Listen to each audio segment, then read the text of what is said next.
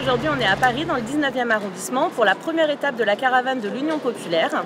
Tout cet été, les caravanes de l'Union populaire vont sillonner toute la France pour aller dans les quartiers populaires, pour faire de l'inscription sur les listes électorales, de l'accès aux droits et présenter les grandes propositions du programme L'Avenir en commun qui sera porté par Jean-Luc Mélenchon pour l'élection présidentielle en 2022. Je suis Danielle Obono, députée de Paris et de ce beau 19e arrondissement. Cette caravane est extrêmement bienvenue aujourd'hui ici parce que c'est aussi dans ces quartiers qu'il y a le plus fort taux d'abstention, parce que les habitants et les habitantes sont légitimement dégoûtés de la politique, même si elles et ils s'investissent localement, sont souvent très solidaires. On est dans un quartier qui connaît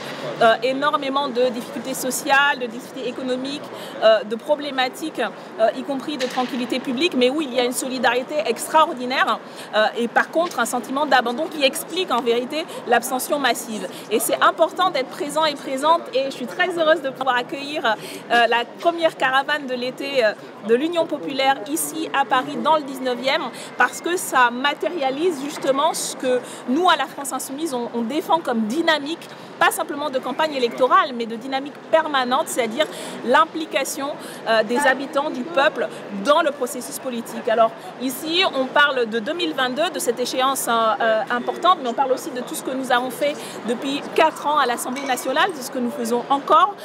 puisque je vais rejoindre demain mes camarades à l'Assemblée pour batailler contre les lois liberticides et le pass sanitaire. Et vraiment, c'est l'expression à la fois à l'Assemblée et puis au quotidien, dans les luttes des locataires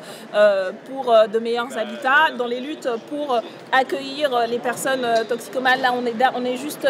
à côté du Jardin des Halles, dont on a beaucoup parlé, mais où en fait les habitants demandent à ce qu'on traite dignement, qu'on accueille dignement les gens qui en ont besoin.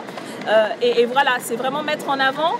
les luttes, les résistances et la nécessité pour les habitants et les habitantes de se réimpliquer dans la politique. Parfois, il suffit juste d'une discussion, voilà, et ça redonne de l'espoir, ça redonne du sourire. En tout cas, nous, ça nous redonne beaucoup d'énergie et ça encourage pour la suite.